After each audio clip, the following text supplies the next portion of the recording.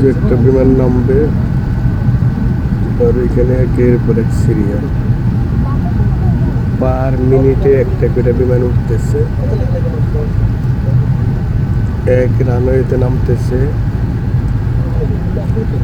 আর এক রানওয়ে দিয়ে বিমান আকাশে উড্ডয়ন করতেছে। সৃষ্টিকর্তার সৃষ্টি অপরূপ। সৃষ্টিকর্তা এই সুন্দর পৃথিবীটাকে